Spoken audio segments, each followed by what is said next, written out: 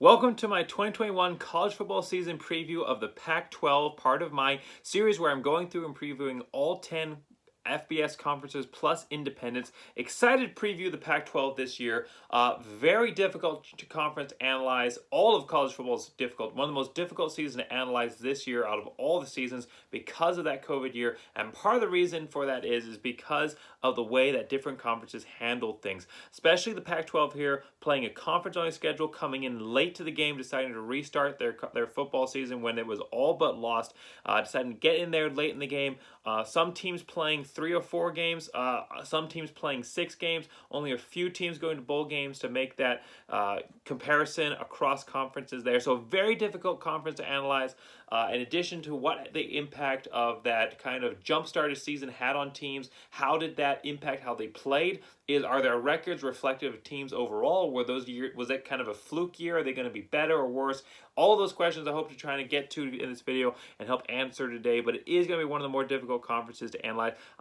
I am excited to do it. Like I've said in all my other videos, the reason I'm doing this is every single year over the last 3 or 4 years, I have gone through the Athlon Sports preseason magazine. Not my favorite magazine for analysis, but my favorite magazine for how they set things up, their layout. And yeah, I've gone through the magazine. I've put what I predict each team's final record to be, gone back at the end of the season, checked myself, and every year I've been better than Athlon, and I decided it was finally time to get it on the channel. So I fully expect that there's going to be a few teams here that I'm going to be way off on. They're either going to do way worse than me. I'm going to go out on a limb on a couple teams here based on what I saw last season, what I think they can perform this year. I'm going to go out on a team for a few teams here, go out on a limb for a few teams here, and they might end up disappointing me. I also think there's going to be a few teams here that I'm going to probably underestimate that are going to come in and surprise me and the rest of the analysts across the country. But I prepared these videos before the AP Top 25 poll came out this week. I prepared this video before, I just didn't get to it in time. But looking at where I'm putting these teams in my predictions and what ended up being their ranking in that initial preseason poll, I'm fairly confident in what I predicted. Right now, just based on where they ended up, it looks like the AP voters at least are agreeing with me that these teams are about at the level that I'm predicting. So I'm excited to see what happens here. Of course, the Pac-12 doing very well in that AP preseason poll with 5 teams inside of it. None in the top 10, but 5 teams in the top 25 with definitely a chance to move up as the season progresses. So let's get right into it then. I'm excited to look at this. Make sure you like and subscribe. It's not all Boise State videos, as this proves. I do lots of videos throughout the season that are college football related in general. And also I'm going to be putting out a video at the end of this series where I look at the race for the playoff and which teams I think are going to be in the position to compete for that, and a prediction on which 4 teams are going to make that 4-team playoff there. All right, so starting right off here with the California Golden Bears, predicted 5-7, 3-6. Sorry, predicted 7-5, 5-4 by Athlon Sports, going 1-3 last season after a decent year, 8-5 the year before that. Of course, Justin Wilcox, former Boise State great there, is the head coach over at California. I've been watching his career with great interest. I have been intrigued on how California has kind of gotten back into being a middle of the tier team for the Pac-12. Of course, disappointing season last year. Athlon Sports, like I said, projecting a slightly better season than last year for sure, with 7-5, 5-4 overall record. They do return 8 stars on offense, but only 4 starters back on defense, and they don't return their running back. Also, their quarterback, who's back, threw 3 interceptions to his 6 touchdowns last season there in Chase Garbers, of course, coming in his senior year. So it'll be interesting to see what he can do. I think that California's going to be a little bit worse than that Athlon projection. I think they're going to be going 5-7, 3-6 for a disappointing season here as they try to regroup after that COVID year. I think that only playing the 4 games there is going to hurt them. I think the Pac-12 overall is going to be a little bit out of step compared to the rest of the college football universe as they try to, at least early on in the season, as they try to get their footing back underneath themselves compared to the playing time. And that really counts for how player development works overall and how team chemistry develops. That really matters. And a lot of the other teams across the nation, with the exception of the MAC for sure, and potentially the Mountain West, a lot of teams across the nation got that extra playing time that that Pac-12 did not. So teams that only got to play 4 games like California here, I think, are really going to be impacted by that. It's a decently tough non-conference slate here with a really tough Group of 5 game against Nevada, who's going to be an outstanding team, one of the better teams in the Group of 5. I think that Nevada, they play them at home for California, but I think Nevada's going to be able to come in and grab that win. It's going to be a little bit of an upset there for Nevada, but this looks like a Nevada team, of course, competitive last year to get that Mountain West championship bid, ended up losing out to San Jose State. But this is a Nevada team that is, I think, returning to the Colin Kaepernick type years where they were one of the top teams in the Mountain West. I think it's going to be another season like that this year.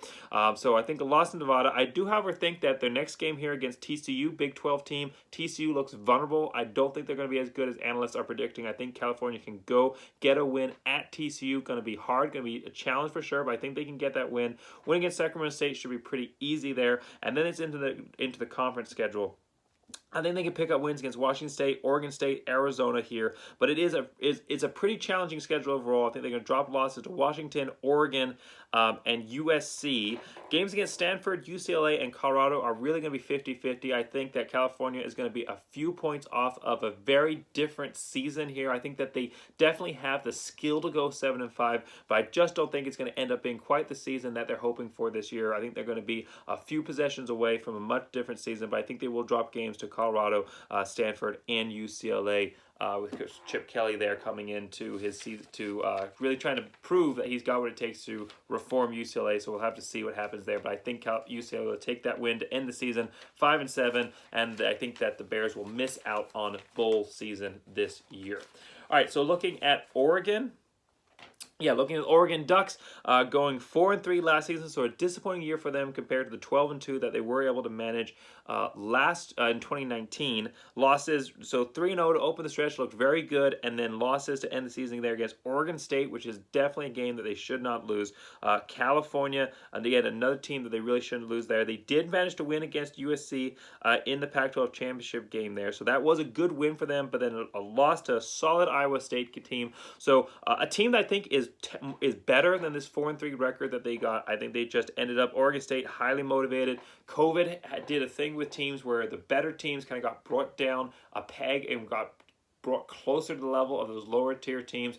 I've given the analogy in my other videos. It's kind of like throwing a wrench into a really nice automobile. Throwing it into that engine is going to cause a lot more damage than throwing it into rusted up Ford from the 1960s or something like that.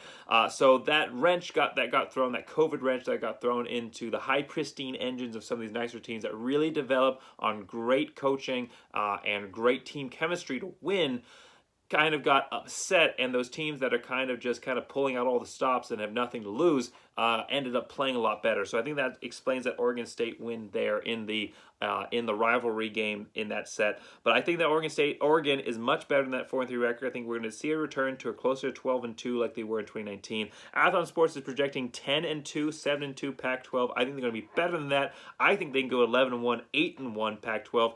I think that they're going to open up here with wins against Fresno State, and then they play at Ohio State. It's going to be a very challenging game. The Buckeyes are having to replace a quarterback, as is Oregon, but I do think that Oregon's in a little bit of a better position here. I like what Cristobal has been able to do over the last 3 years at Oregon, really, especially that 2019 season.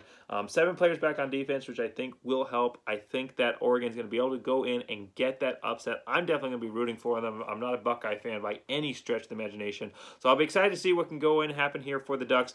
And then I think that they're going to have a very exciting season. I think that they're going to go on an undefeated streak there through the rest of their conference schedule. The one game I think is going to be a little bit of a hang-up for them, and it's not necessarily that I think that this team is better than Oregon. I just think that they're going to drop one game here down the stretch, and I think that this team has the best shot to do it. I think that Utah, who I think is going to be a very good team, of course, Utah being ranked number 24 in the preseason rankings, Oregon coming in at number 11.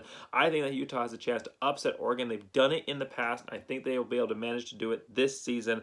And I think that after that, Oregon's going to finish off with a win in the rivalry game against Oregon State with a chance to reinstate here again in the Pac-12 championship. So interesting season for sure. I think that'll be definitely one to watch for sure. Duck fans, I'm very excited to see what happens with Oregon this year. So 11-1, 8-1 record overall is my prediction for Oregon. That brings us to the Beavers, a team that has struggled mightily in the Pac-12 really for a very long time, especially in recent history. Coach Jonathan Smith in his third year, so fourth year, 3 years so far, 9-22 overall, 2-5 last season, 5-7 the year before that, 4-8, 2-7 is projection by Athlon Sports. I do think Oregon State's going to be a lot worse than that. They lose their starting quarterback and their starting running back from last season, and I just don't think that Jonathan Smith has it in him to be able to pull off a decent campaign here for the Beavers. I think they're going to go 2-2, 2-10, 0-9 overall. So I think they'll be able to open up with a game against a down Big Ten team here in Purdue. I think they are capable of that. However, I could totally see Purdue, also the Boilermakers, being able to get a win against the Beavers in that game. So that one's going to be one of the closer games for Oregon State period of this season. But I think they can get that win at Purdue. But I do think that they'll drop a game to Hawaii, who looks to be a pretty competent Mountain West team who's been able to go get it done against the lower level, mid-level group of Power 5 teams here in recent history. They can win against FCS team Idaho, no problem, but I think it's going to be a really rough finish, stumble to the end there where they're going to lose pretty much all their other Pac-12 games. All right.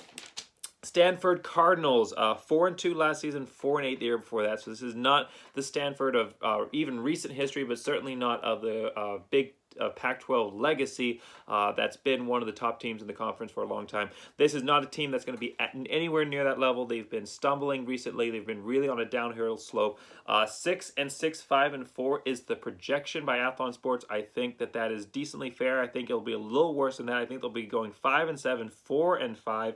I see losses here against Kansas State. I do believe they'll be able to win against Vanderbilt, no problem, but they'll drop that final game of the season to Notre Dame. I think they can pull off wins against Vanderbilt, Washington State, Oregon State, and California, and I think there's a chance they can go and get that win at home against UCLA. UCLA, again, Chip Kelly, he did great things when he was at Oregon, and I think that he's a coach that has a lot of potential in him, but he's just struggled for whatever reason at UCLA, and I don't think he's got the consistency yet to put together a season that's really, at least a season that UCLA Bears expect that they're able to pull off. So I think that they're going to drop at least a game that they should win. I think UCLA is the better team here, but I think Stanford can get that win at home.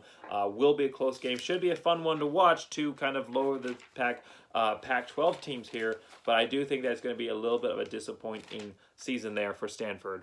All right, Washington Huskies, of course, no Chris Peterson anymore. Jimmy Lake, coming into his first year last year at the school, did really well overall, 3-1 after going 8 after Washington went 8-5 in 2019. So 3-1 with a loss to Stanford before Washington ended up bowing out the rest of the college football season there. One of those teams I think is going to struggle a little bit from not having that season last year to really prepare and really play and get that experience. They do return their starting quarterback who threw for over 800 yards, so that's a big win for them. I think that this is a team that if they played a full season last year could definitely be one of the top contenders in the Pac-12, potentially a 10-plus win team. Athlon Sports is projecting 9-3, 6-3. I think due to the struggles that Washington had, well, not the struggles so much, but the COVID struggles that really kind of threw them for a loop. I think that 9-3, 6-3 is a fair analysis on this part. I do think they'll drop a games to Arizona State, who looked very good last year, and I do think they'll also drop a game to Oregon. I think they'll, along the way, drop a game to a team that they should beat but won't. That's kind of a trend I'm seeing so far for Pac-12 teams, especially coming into this season. I think that team that they're going to drop a team to is Chip Kelly's team at UCLA, having, of course, UCLA coming into Washington, but it's a game that I think that they are going to overlook UCLA a little bit, assume that they can get that win. It's not necessarily that I'm pegging my hat on a loss to UCLA here. I just think that in addition to the loss against Oregon and Arizona State, they're going to lose another game that they should win. And I like UCLA's chances here under Chip Kelly. I do think that UCLA has been better. I'm just going to go off on a little bit of a tangent here. I do think that UCLA is better than they have been in the past on their record. I think they have had so many close games where they've just been just that close to having much better seasons. So it's a team that you can't just look on paper and say and judge UCLA. You have to really look at the character of the coaching staff and the players they've been able to bring in, which are they play very competitively, even if they're not necessarily being competitive for Pac-12 championship games. So I think this is a game to Washington that they're going to end up dropping that they should win. A game against UCLA that Washington's going to end up dropping, a game that they should win, but not necessarily pull it off. So 9-3, 6-3 overall is my projection for the Washington Huskies. Washington State Cougars, 1-3 last season, 6-7 the year before that. Really struggling after losing their former head coach there. Nick Rolovich, first year last year, 1-3. Like I said, 5-7, 3-6 is what Athlon Sports is projecting. I think it's going to be a little worse than that as they really try to get their footing underneath them. I think that Rolovich does have the potential to build a Washington State program that is competitive in the Pac-12, at least as a mid-tier Pac-12 team, if not better. But I think it's going to be a couple of seasons, at least one more season, get his feet underneath him before we start seeing Washington State getting bowl eligible and beyond. I think it's going to be 4-8, 2-7 this year. I think they'll open up with 2-0 record with the wins against Utah State and Portland State before entering into the Pac-12 schedule and dropping games against USC, Utah, and California. Pull off a win against Oregon State, and at the end of the season, pull off a win against Arizona. But a lot of losses here. A very challenging schedule, especially in the non-conference here against BYU. I think that's going to be a loss there as well. And add that to the fact that they lost, that they're losing two of their top wide receivers here. That's going to be a big loss for Washington State as well. So again, not a team that's going to be as competitive as we've seen in somewhat recent history, and I think it's going to continue that downward trend that they've had before potentially getting back up here again in the next couple of years. Arizona Wildcats, man, when you talk about teams that have really kind of cemented themselves at the bottom of the Pac-12 here in recent history and really, really struggled, really pretty much since that Boise State Fiesta Bowl in 2014, they've really kind of been on a downhill slope since then. 0-5 last year and 4-8 the season before that. Athlon Sports is projecting 3-9, 1-8. They only returned 5 starters on offense, losing their quarterback and their running back from last season. And Jed Fish coming into his first season here, trying to reestablish Arizona, trying to establish his vision on this team. I think he's going to have a really rough year, not necessarily because of him as a coach, but the team that he's inheriting here. Athlon Sports, like I said, 3-9, 1-8. I think it's going to be much worse than that. I predict this team going 1-11, 0-9 Pac-12. The Athlon Sports thinks they're going to have a much better non-conference schedule or non-conference record than I think they do. I think they drop a game to BYU. I think that San Diego State can come get a win. The San Diego State team that is kind of rebounding here and has a chance to put together a pretty nice Mountain West Conference season. They can win against FCS team Northern Illinois, Northern Arizona, but losses across the board the rest of the way. Going to be a very challenging season for the Wildcats here. All right, that moves us to Arizona State. It's kind of switched. Arizona State used to be the team that used to be very bad, and Arizona was a team that was always kind of the better team in that state, and it's kind of swapped around. It's weird how teams do that sometimes. But Arizona State has definitely established themselves as one of the better teams in the Pac-12. I misspoke earlier by saying they had a good season last year. 2-2 last season, so not a great season last year for Arizona State, and 8-5 the year before that. But this is definitely an up-and-coming Arizona State team, a team that was returning their top quarterback and their top running back, who both the quarterback respectively had over 700 yards passing, and their running back, Richard Wright, there had over 400 yards rushing. They do return a ton of rushers across the board here, with over 200 yards or 100 yard overall on the season there. So it'll be exciting to see what Arizona State can do. Athlon Sports is predicting that they're going to have a really nice season here, 9-4, 6-3, or 9-3, sorry, 6-3. I'm going to concur with that estimate. I think that Arizona State, of course, entering as number 25 in AP preseason rankings here, I think they can go 9-3, 7-2. So a little bit better in the conference, regulars in the conference schedule, a little bit worse in the non-conference from what Athlon is projecting. So the loss here, I think, is going to come to BYU. I think that this is going to be a highly motivated BYU team. I think that Arizona State is still going to be getting their feet under them a little bit at the beginning of the season with easy wins against Southern Utah and UNLV. I think that BYU is going to be good enough to come in and get that win. But then other than that, I think that this is a team that will drop games to Utah and USC, but win everything else across the board and be in a fierce competition for that Pac-12 slot. I'm excited to see what the Sun Devils can do. Of course, Boise State and Sun Devils have a history, that Mako Bowl back in 2011. Kellen Moore's last game.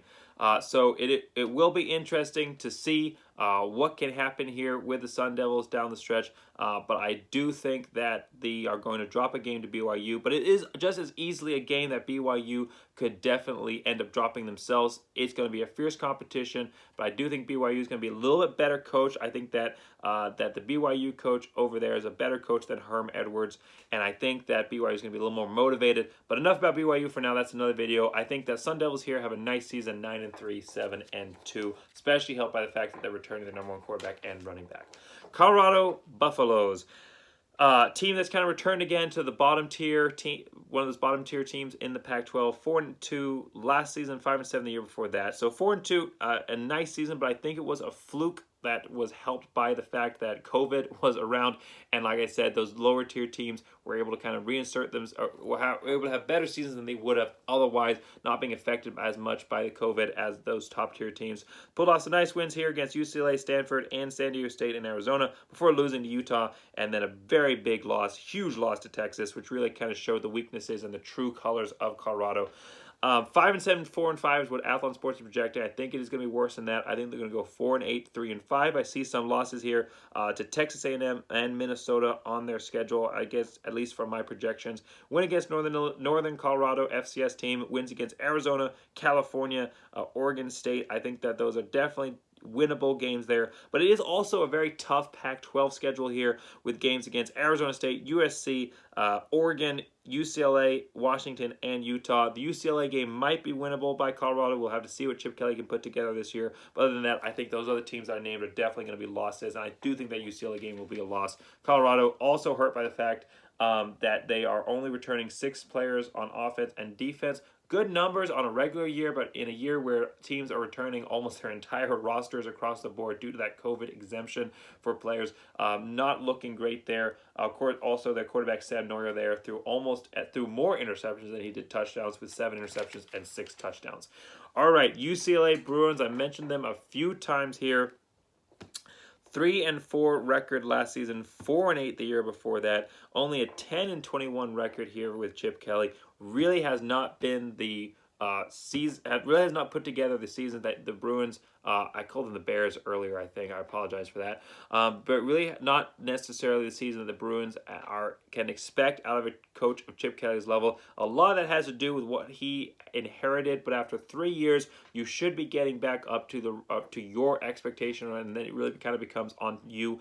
I do think COVID threw him for a little bit of a loop there, so we can probably give Chip Kelly a little bit of grace there. Really only 2 real seasons under his belt.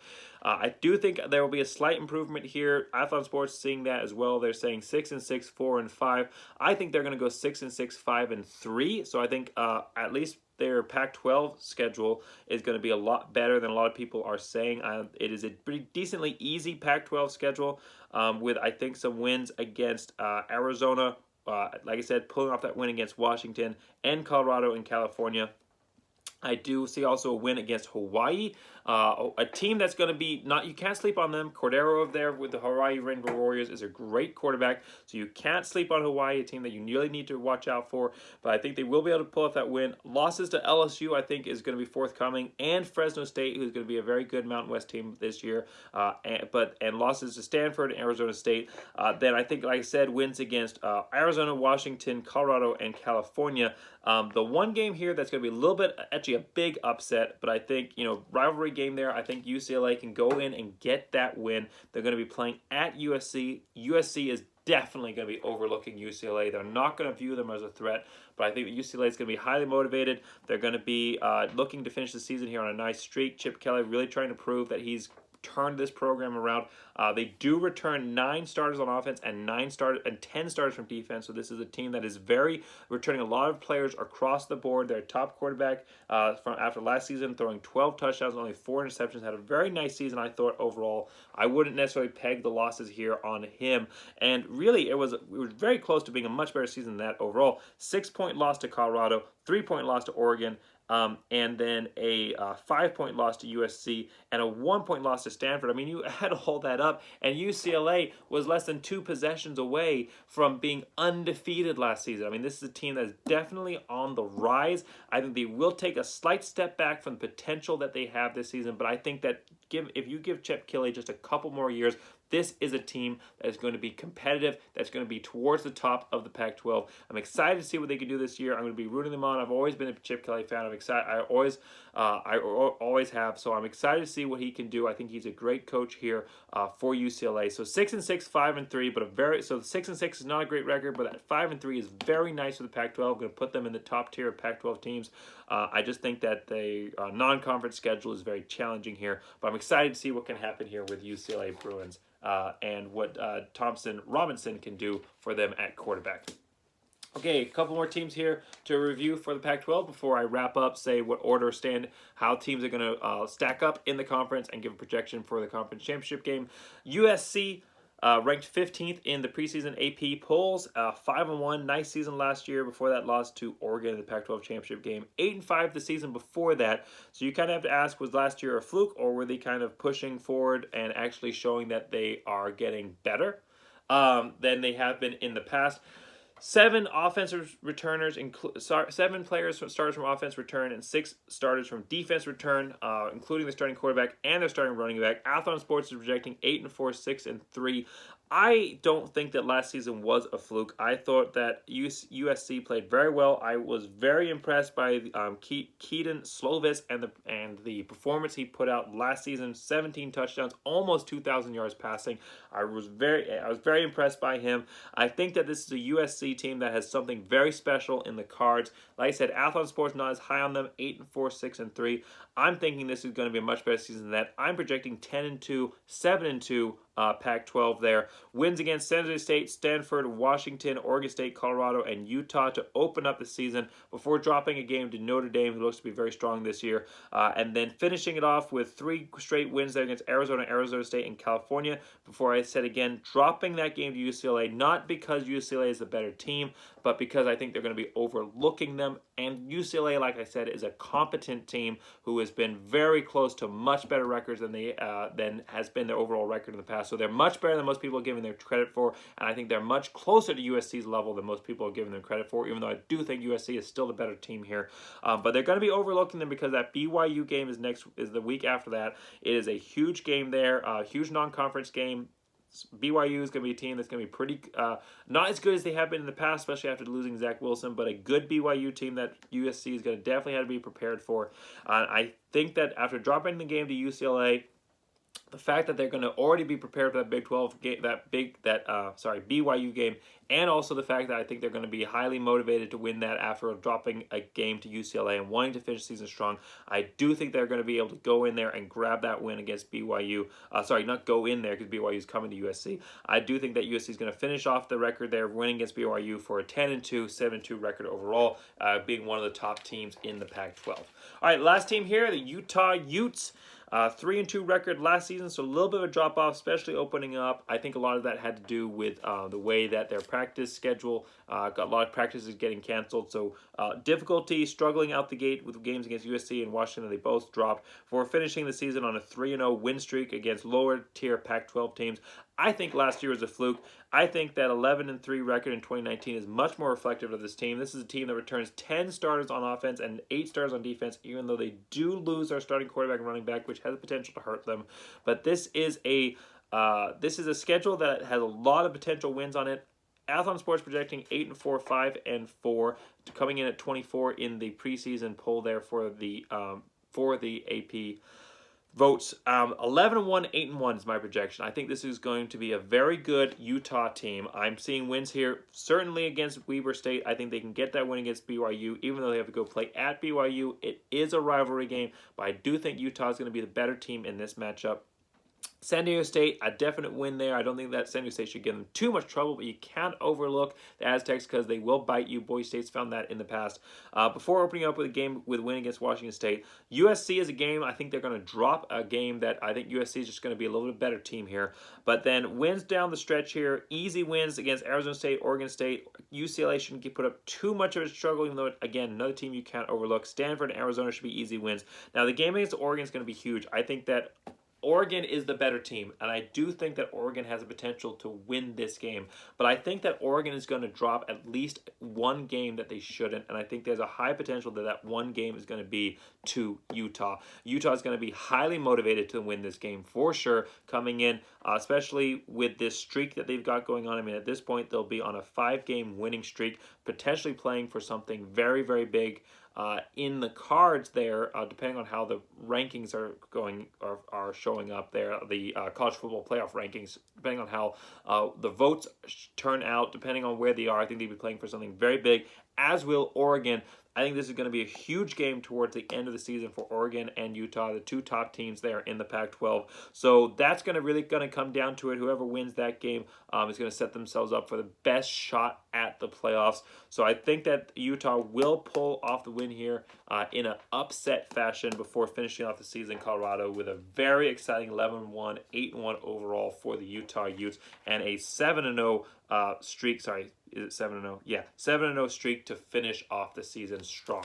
All right, so how does that leave the Pac-12 stacking up? Well, Athlon Sports is projecting Oregon number 1, Washington number 2, California number 3, Stanford number 4, Washington State number 5, and Oregon State number 6. I do think that it's going to be close to that. I'm saying Oregon number 1, Washington number 2. I'm actually putting Stanford number 3, California number 4, Washington State number 5, and Oregon State number 6. But I don't have too much disagreement with where Athlon put those teams, though the overall records for those teams I think will be different.